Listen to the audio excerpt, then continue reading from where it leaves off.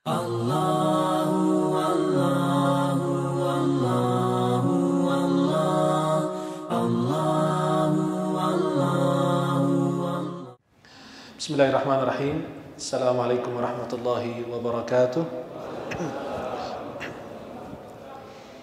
Innal hamdalillah nahmaduhu wa nasta'inu bihi wa nastaghfiruhu wa nastahdihi. Na'udzu billahi ta'ala min shururi anfusina wa sayyiati a'malina. من يهده الله فلا مضل له ومن يضلل فلا هادي له أشهد أن لا إله إلا الله وحده لا شريك له أشهد أن سيدنا محمدا عبده ورسوله اللهم صل وسلم وبارك عليه وآله وأصحابه ومن تبعهم بإحسان إلى يوم الدين وعلينا معهم برحمتك يا أرحم الراحمين. Rasulullah sallallahu alaihi wasallam bersabda, "An-nikahu min sunnati, faman raghiba an sunnati falaysa minni." Nikah adalah sunnah Rasulullah, sebagian dari syairah dalam Islam. Maka barang siapa di antara kita yang tidak mengikuti syariat Islam atau melakukan hal tersebut, maka dia tidak termasuk golongan Nabi Muhammad. Khawatir orang yang tidak nikah itu cari nabi lain selain Nabi Muhammad di akhirat. Insyaallah tema malam ini amalan agar jodoh kita mendekat. Kalau pembahasan tema malam ini sebagiannya sudah berdasarkan dalil, karena jodoh itu adalah rizki, anugerah Allah. Maka kalau saya bahas malam ini ada sebagian ijtihad ulama. Ijtihad siapa? Kalau ditanya dalil tidak, cuma hanya mengambil kesimpulan sebagiannya dan dipraktikkan mujarrab. Dan sudah terbukti bahwa apa yang mereka lakukan berhasil. Dan ada salah satu ulama juga membacakan doa tersebut atau ayat-ayat yang saya akan sebutkan, lalu beliau mengatakan saya berhasil mendapatkan jodoh untuk anak-anaknya beliau. Dan itu ulama terpercaya di Mesir. Maka yang kita dengar di malam ini sebagian berdasarkan dalil dan sebagian lain berdasarkan ijtihad, ya, kesimpulan para ulama atau percobaan para ulama yang sudah pernah digunakan lalu mereka menceritakan kepada kita semuanya. Para jemaah yang dimuliakan Allah Subhanahu wa taala, apakah pernikahan termasuk rizki murni dari Allah? Apa di situ campur tangan manusia? Apakah pernikahan kita ini, jodoh kita ini murni dari Allah, apa campur dengan urusan usaha kita? Apakah manusia, apakah pernikahan itu termasuk pilihan manusia atau itu takdir dan ketetapan Allah untuk kita dan manusia tidak termasuk dalam urusan itu? Hanya dia menjalankan takdir dan nasibnya sebagai hamba-Nya Allah Subhanahu wa taala. Ketahuilah bahwa Allah Subhanahu wa taala ciptakan manusia ini ada mukhayyar, ada musayyar.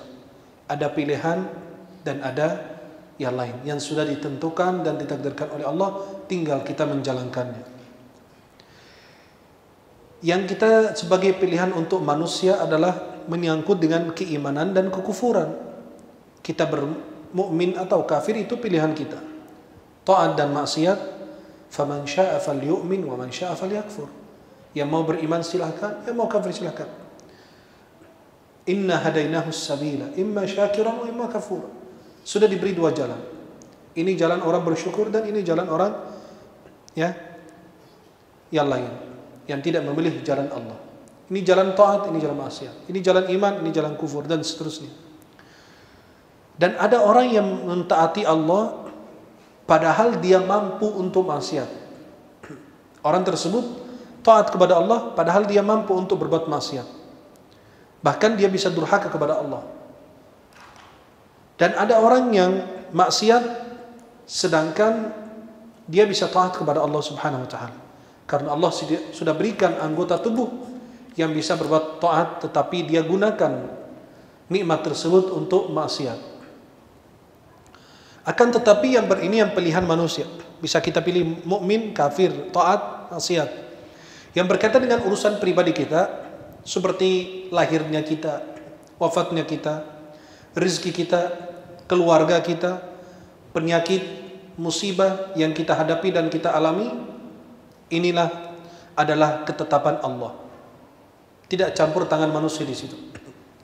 Saya lahirnya di sini, di Jakarta, ada yang lahirnya di Jawa, ada yang lahirnya di Bekasi, ada yang lahirnya di mana, ada yang lahirnya di luar negeri. Itu ketetapan Allah. Sudah ditakdirkan di mana dia pun lahir. Orang tuanya siapa, dia sudah diatur oleh Allah. Akan tetapi ini adalah takdir Allah yang sudah tertulis, ketetapan Allah. Ya, sebelum Allah ciptakan langit dan bumi, sudah ditakdirkan oleh Allah itu, dan tidak akan bisa dirubah oleh manusia. Saya lahir di mana nggak bisa dirubah, itu sudah ketetapan Allah. Dan pernikahan adalah rizki dari Allah, seperti harta, anak, dan tumbuhan, dan ilmu, dan anugerah yang Allah berikan. Ini suaranya bagus, ini punya kemampuan, ini punya kekuatan, kan semua dari Allah Subhanahu wa Ta'ala. Dan ini semua karena kehendak dan takdir Allah Subhanahu wa Ta'ala. Ada siapa yang diberi oleh Allah Subhanahu wa Ta'ala, sebagian orang, ada siapa yang dihalangi, yang ditahan, tidak dikasih. Ada yang diberi, ada yang tidak diberi. Kalau Allah memberi berarti karena hikmahnya Allah. Ada yang tidak diberi karena juga hikmahnya Allah. Ada yang diberi anak, hikmahnya Allah. Ada yang tidak diberi, kan takdir Allah di situ. Tidak campur tangan manusia. Dan kita yakin bahwa di balik itu pasti ada cintanya Allah dan hikmahnya Allah Subhanahu wa Ta'ala. Dan harus meyakini bahwa dunia adalah tempat kita sering mendapatkan ujian dan ibtila, musibah. Laqad khalaqnal insana fi kabad. Sungguh kami telah ciptakan manusia dalam susah payah. Maka tidak akan ada pilihan. Kita kalau merasakan kesenangan terus, itu di surga, bukan di dunia. Dan kalau Allah memberi, alhamdulillah atas pemberiannya. Kalau Allah menahan, tidak memberi, pasti itu ada hikmahnya Allah, dan kita merasakan itu yang terbaik untuk kita. Ada sebagian mengatakan, akan tetapi Allah, ini kan pernikahan itu rezeki, sudah ditakdirkan. Tapi Allah menyuruh kita untuk berusaha, untuk berusaha mencari sebab-sebab rezeki, sebab-sebab yang mendatangkan keberkahan, rezeki, uang, harta, keluarga, dan seterusnya. Betul. Dan di antara sebab-sebabnya berikut ini yang sudah dijelaskan oleh para ulama. Yang pertama, luruskan niat kita dan perhatikan tujuan daripada pernikahan kita. Ada yang menikah bukan karena ingin menyempurnakan agama, tapi ingin mengatakan kepada temannya yang suka ngeledekin dia, alhamdulillah, saya bukan jomblo lagi, tetapi saya mantan jomblo. Ada yang begitu karena ngeledekin sama teman-temannya, lalu dia berusaha untuk menikah, bukan untuk menyempurnakan agama, tetapi dia untuk tidak dibully lagi, tidak diinin lagi. Maka harus kita luruskan niat kita dan jujur dalam tujuan kita, agar Allah sempurnakan nikmatnya kepada kita dan Allah anugerahkan kepada kita suami atau istri yang soleh dan soleh. Tujuan kita adalah pernikahan, menjaga kehormatan kita dan menjaga pasangan kita agar menjauhi dari fitnah dan agar punya keturunan soleh dan solehah. Dan kita ingin mempunyai rumah tangga yang didirikan atas apa? Sakinah wa mawaddah wa rahmah.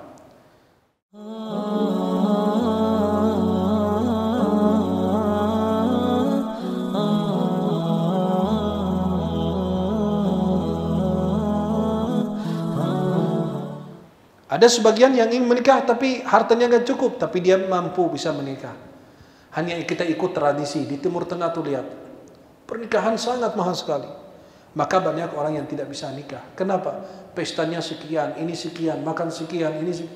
Akhirnya kita membebani, padahal itu ma anzalallahu biha min sultan. Itulah adalah perbuatan manusia.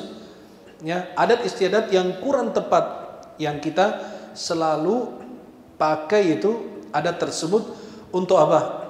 Untuk mendapatkan apa yang kita inginkan. Tetapi ternyata menghabiskan uang puluhan juta, ya, puluhan ribu rial. Maka lebih bagus kita tinggalkan hal-hal seperti itu dan luruskan niat kita.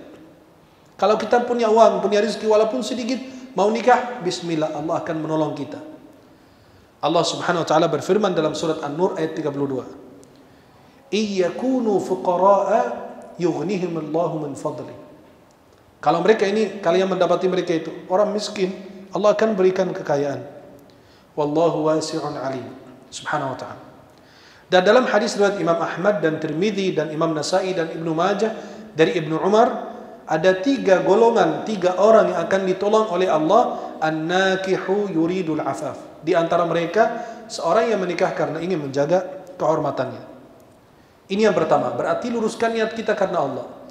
Ingin punya istri salihah, menjaga kehormatan, punya keturunan, mempunyai rumah tangga atas dan didirikan atas sakinah, mawaddah, warahmah dan takwa kepada Allah Subhanahu wa taala. Yang kedua, bertakwa kepada Allah Subhanahu wa taala dalam segala keadaan. Kalau kita bertakwa kepada Allah, Allah sudah berjanji untuk mereka yang bertakwa bahwa Allah Subhanahu wa taala menjanjikan jalan keluar dari setiap permasalahan yang mereka hadapi. Apapun permasalahannya, mereka dijanjikan oleh Allah Jalla Jalaluhu untuk memberi jalan keluar untuk mereka. Wa yarzuqhu min haitsu la yahtasib. Allah akan memberikan kita rezeki yang tidak disangka-sangka. Ada orang jomblo nggak dapat jodoh sama sekali. Pas lagi malam hari jalan kegigit anjing. Ada seekor anjing kejar dia, kegigit. Kata dia apa? Ini hari ini parah banget. Jodoh belum dapat, malah dapat anjing. Stop. Malah dapat anjing, digigit anjing. Tapi ternyata di balik gigitan anjing itu ada jodohnya juga. Pas diantar ke rumah sakit, diobatin sama dokter. Dokternya jomblo juga. Perempuan jomblo. Subhanallah. Dia nanya, berbincang-bincang sama dia. Aku ini gimana nasib saya, kata orang itu. Aku dapat jodoh belum, malah dapat anjing, digigit lagi. Apes banget nih nasib gua, kata dia. Kata, oh bapaknya belum nikah ya? Belum. Langsung dia tembak tuh dokternya. Udah sakit tapi aja masih ngeles juga, subhanallah. Dia nanya dokternya, sudah nikah belum? Belum. Jodoh kelihatannya nih. Maka jangan kira itu buruk.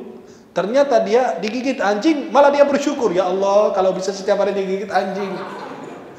Ya? Subhanallah. Maka jangan kira itu buruk. Kalau kita bertakwa kepada Allah, bisa terjadi musibah yang menurut penilaian kita, ya, maka kalau kalian keluar dari masjid cari anjing digigit nanti. Ya, yang belum menikah ini keluar masjid cari apa? Cari anjing. Ya?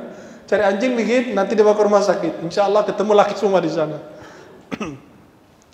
Maka kalau kita bertakwa, saya yakin Allah akan kasih jalan keluar. Banyak orang punya hutang besar, tapi karena bertakwa, meluruskan niat, Allah mudahkan urusannya. Kemudian yang ketiga, berbanyak doa dan mencari waktu-waktu mustajab doa. Bukan sekedar berdoa, tetapi ditambahkan dengan apa? Mencari waktu mustajab doa. Berbanyak doa dan jangan terburu-buru atau tergesa-gesa dalam doanya. Rasulullah bersabda dalam hadis riwayat Bukhari Muslim dari Abu Hurairah, ada seorang hamba, Nabi SAW mengatakan, yustajabu li ahadikum ma lam ya'jal. Allah kabulkan doa di antara kalian seorang hamba selama dia tidak tergesa-gesa. Yaqulu qad da'awtu rabbi falam yastajib li. Saya berdoa kepada Allah dan doa aku tidak diterima oleh Allah. Dalam riwayat Imam Muslim, la yazalu yustajabu lil 'abdi ma lam yad'u bi ithmin aw qati'ati rahim. Akan Allah terima dan kabulkan doa seorang hamba selama dia tidak berdoa atas keburukan dan atas memutuskan tali silaturahim dan selama dia tidak terburu-buru. Kata sahabat, apa terburu-buru ya Rasulullah? Qala yaqulu qad da'awtu falam ara yastajibu li.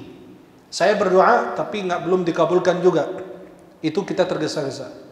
Ternyata pasti ada waktu yang tepat Allah anugerahkan kita apa yang kita inginkan. Waktu mustajab doa kapan?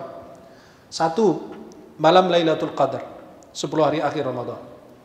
Yang kedua, jauful lail, waktu sahar, di waktu sahar. Ya, waktu sahar itu waktunya mustajab doa. Dan selepas salat fardu, ulama masih berbeda pendapat.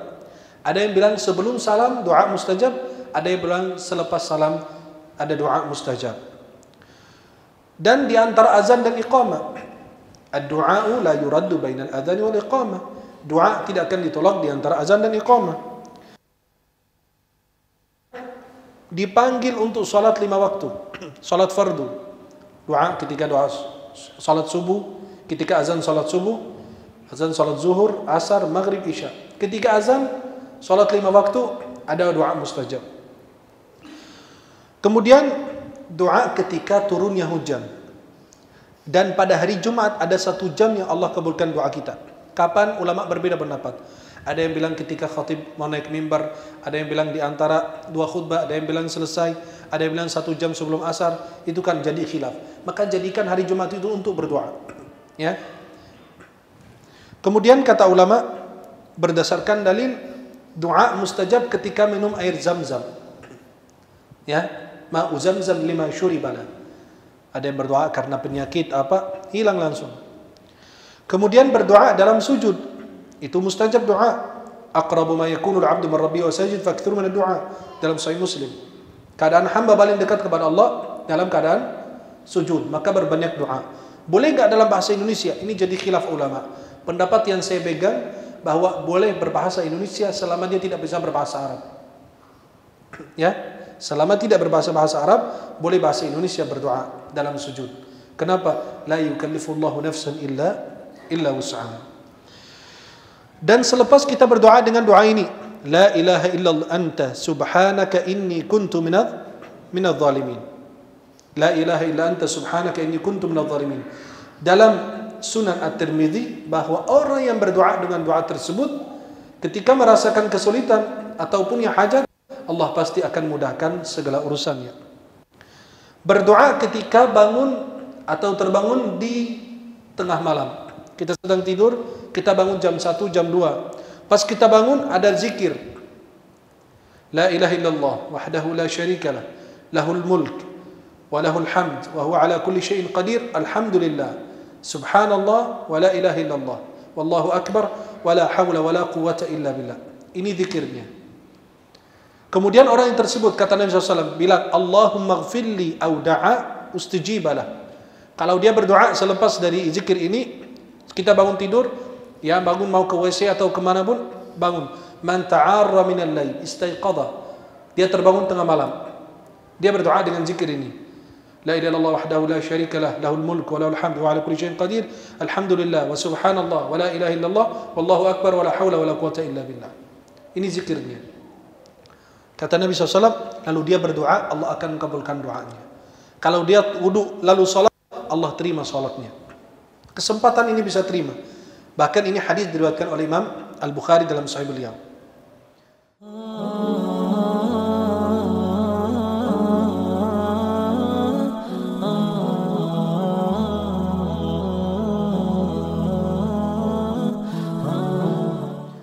Yang keempat adalah berbanyak istighfar. Istighfar itu adalah salah satu sebab rezeki. Kita mendapatkan istri, mendapatkan keturunan. Sebelum mendapatkan keturunan, pasti Allah anugerahkan kepada kita jodoh. Maka ulama berdalil dengan firman Allah, surat Nuh ayat 10 sampai 12, faqultu astaghfiru rabbakum innahu kana ghaffara yursilis samaa 'alaikum midrara wa yumdidukum bi amwalin wa banin wa yaj'al lakum jannatin wa yaj'al lakum anhara. Dan diriwayatkan dari Abu Daud dan Ibnu Abbas, dan ini hadis sebagian ulama mendhaifkannya, mengatakan ini hadis lemah. Seperti Imam Baghawi, Imam Munziri dan Imam Manawi, dan sebagian ulama mensahihkannya. Tetapi artinya sahih. Tapi kita bicara dari segi sanadnya. Sebagian bilang dhaif, lemah, sebagian bilang sahih. Wallahu a'lam bishawab. Rasulullah mengatakan, tidak ada hamba Allah yang senantiasa beristighfar kepada Allah kecuali Allah akan kasih jalan keluar dari setiap permasalahan yang dia hadapi. Bahkan Allah anugerahkan kepadanya rizki dari mana dia tidak sangka-sangka itu rizki. Dari pintu mana Allah kasih subhanahu wa ta'ala. Kemudian para jemaah yang dimuliakan Allah subhanahu wa ta'ala, amalan berikutnya adalah berbakti kepada orang tua kita. Berbakti kepada orang tua kita, Allah akan tundukkan dunia untuk kita. Ridhonya Allah terdapat pada ridha orang, dan murkanya Allah terdapat pada murka orang tua. Lalu bersilaturahim dan berakhlak mulia ketika berinteraksi dengan orang-orang lain. Husnul khuluq, akhlakul karimah. Kemudian yang keenam, perhatikan penampilan kita secara kesehatan dan penampilan zahir kita, luar kita ini. Jangan pakaiannya gembel gitu, jelek banget, berantakan, lalu dia mau dapat jodoh. Ya perempuan lihat dia berantakan, kan perempuan maunya yang rapi. Ya, maunya yang rapi, yang bersih, penampilannya bagus, wangi, pakaiannya rapi. Kita nggak bicara miskin atau kaya, tidak urusan. Tidak ada urusan di sini kaya atau miskin. Kebersihan jaga semua orang. Bisa orang miskin lebih bersih, lebih rapi dibanding orang kaya. Bisa dari sebaliknya. Maka kita perlu memperhatikan pecinya harus yang bagus, wajahnya, jenggotnya dirapikan, pakaiannya ya pakai parfum, walaupun yang 5.000 itu dibawa di kantong, turun pakai. Kan penampilan dijaga. Nabi selalu memperhatikan penampilannya. Maka kita tidak suka dengan ulama atau umat Islam yang penampilannya itu berantakan. Ya, pecinya ada pakai begini. Lagi di ya, sampai ada yang beginiin kayak orang Yahudi, nauzubillah. Kan pecinya sudah bagus, sudah rapi, masa harus diginiin kayak orang Yahudi ditaruh di belakang? Kan itu kurang tepat. Maka umat Islam itu harus wajib memperhatikan apa? Penampilan dan kebersihannya. Lakinya jorok, gimana mau nikah? Kukunya panjang, isinya apa? Jelek, buruk. Kan saya lihat begitu. Ya. Lalu dia kebegin apa? Nikah sama bidadari. Ya salam. Lu aja belum sampai bidadara, gimana mau nikah bidadari? Maka itu disayangkan. Orang itu perhatikan penampilan, perempuan maupun laki. Laki mau perempuan yang rapi, penampilannya bagus. Bukan perempuan yang jorok, habis makan gitu. Ya, kan itu aib.